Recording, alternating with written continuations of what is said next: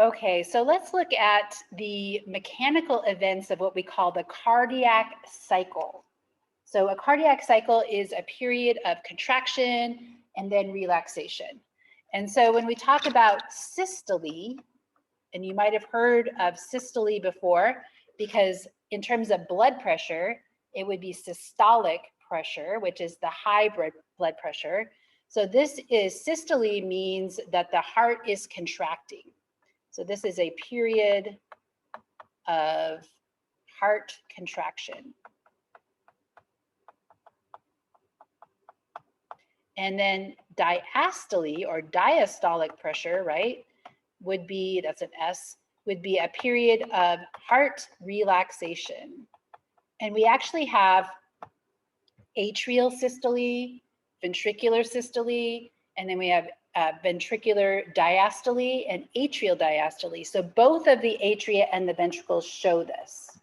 So both atria and ventricles have these. Okay. So when we look at this, this is important because we want, again, the blood to flow through the heart in a proper direction. And this can actually affect pressure in the heart. And so it's really important in terms of the blood flowing through the heart in the proper fashion. And then also the opening and the closing of the valves. So there is this very kind of complicated diagram here, which shows like what is happening in the heart. This would be down here. This is your heart sounds. When we talk about the heart sounds, those are described as the lub-dup. Lub-dup, right? Lub-dup, lub-dup, lub-dup. That's what we listen to, right? You could measure those and get the heart rate, measuring the pulse, right?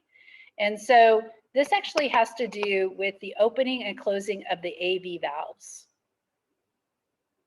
So the first heart sound is caused by the AV valves closing, and that would be when the ventricle is under systole.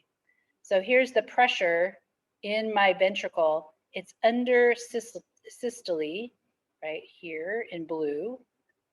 And that would be systolic pressure in the ventricles. This would be when the ventricles are relaxing.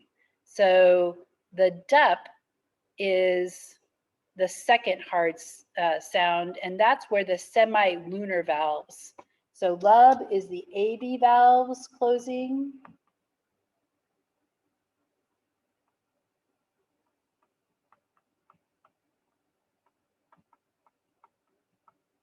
And then this would be when the semi-lunar valves close.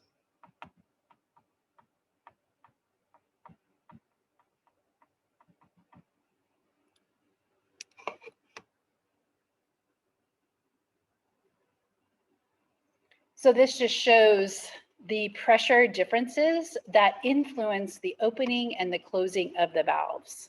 And then also remember that when we're listening to the heart, we might actually also hear a heart murmur, which would be the movement of the blood where the valves are compromised for some reason.